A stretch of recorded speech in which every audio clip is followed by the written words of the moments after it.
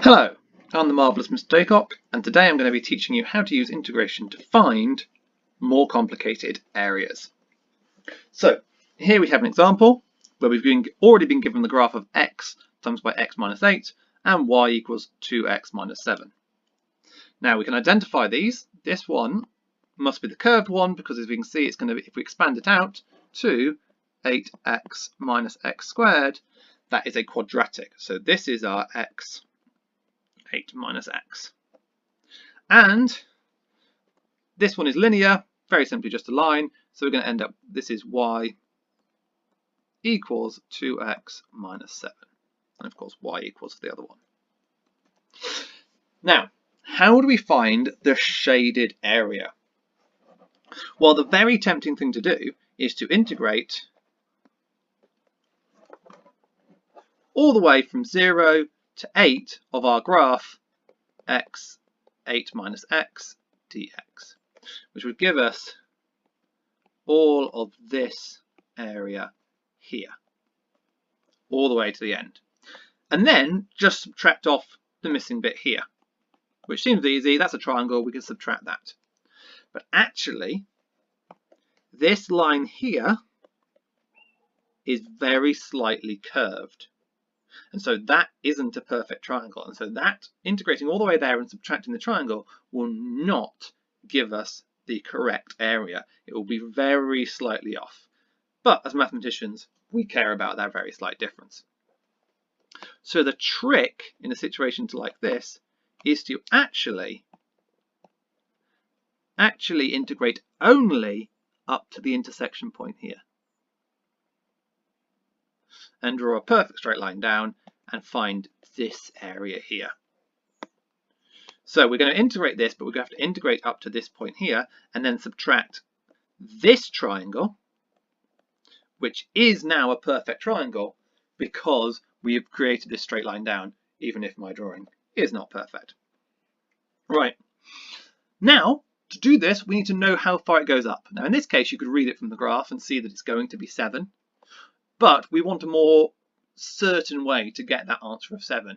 That, for example, if the graph hasn't given us any numbers or anything like that, we need to be always certain that that value is going to be whatever value it is. And the way to find that is to solve these graphs simultaneously. To find an intersection point of graphs, you solve them simultaneously. So we are going to need to solve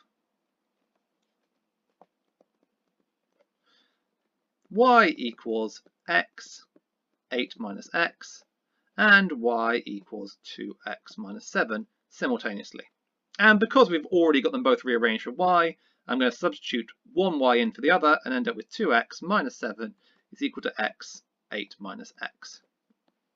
Let's expand this side. We get 2x minus 7 is equal to 8x minus x squared. And then I want to shift everything here across to that side. So I'm going to end up with x squared subtracting 8x minus 6x. And of course I added the x squared here, which added into that. And the minus 7 hasn't changed. This is now nicely solvable. We can factorize this and we'll end up with x minus 7, x plus 1 equals 0. And so our intersection points, and remember this is not roots, this is intersection points of the graph, are going to be at x equals 7 and x equals negative 1, which we can see on our original graph. This here is our x equals 7. And over here, if the graphs keep going, at negative 1 down here, they'll intersect again, which does indeed seem plausible.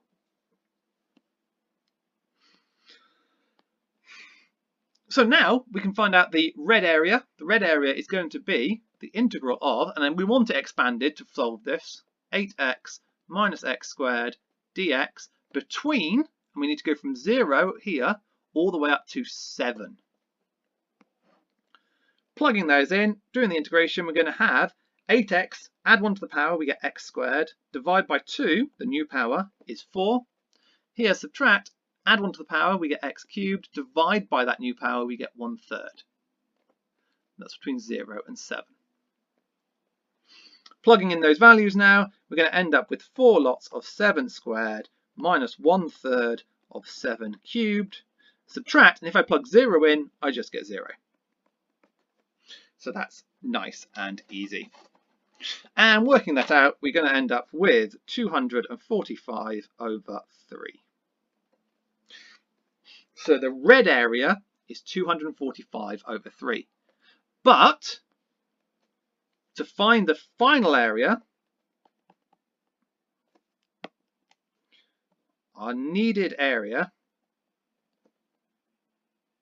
is going to be equal to the integral subtract the area of the triangle.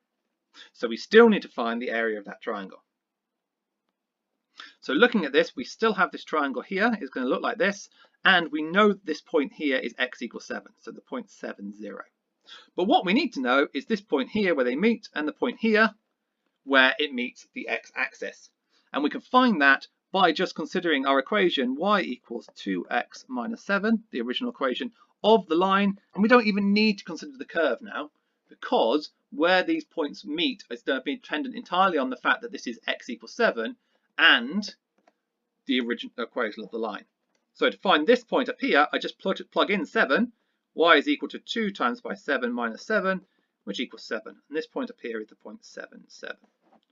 On the other hand, to find out where it meets the x-axis, remember this is the x-axis on the graph, I need to plug in y equals 0, and I'm going to get 0 is equal to 2x minus 7, which then gives me that x is equal to 7 over 2. So this here is the point 7 over 2, 0. And now I have those, I now have the length of this side. So this side here is going to be 7 minus 7 over 2, which is still 7 over 2. And the length here is just going to be 7 minus 0, which is 7. And so the area of the triangle is going to be equal to 1/2 of the base times by 7 over 2, that's the base, times by the height, which is 7. So 1/2 of times by base times height, and that gives us the area is equal to 49 over 4. And so our final answer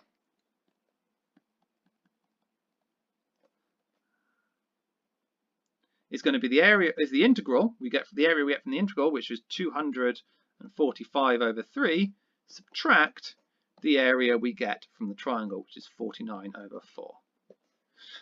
And calculating that, we get a final area of 833 over 12. And that is our final, the shaded area of this original question here. 833 over 12. Okay, next question. This one is slightly different, but not by much. Here, the big area is our triangle, so we want to find all of this up to this intersection point again. It's the intersection point we're going to care about. And then we want to subtract the integral. So in this case, we're looking at the area of the triangle, subtract the area, the integral.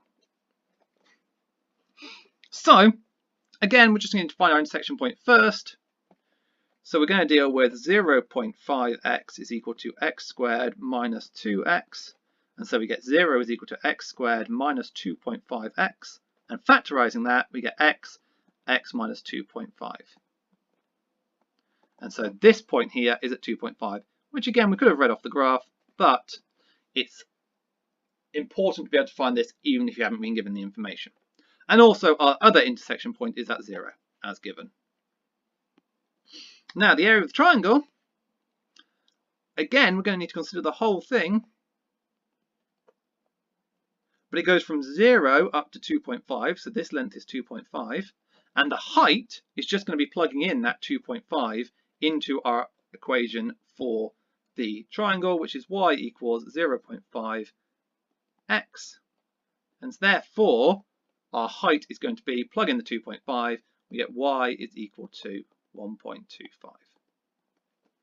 So we get the height here as 1.25, because this is the point 2.5, 1.25. Or you could write it with fractions, but the question gave it as decimals, and so we can leave it as decimals. So the area of the triangle is going to be equal to 1/2 times by 2.5, that's the base, times by the height, which is 1.25.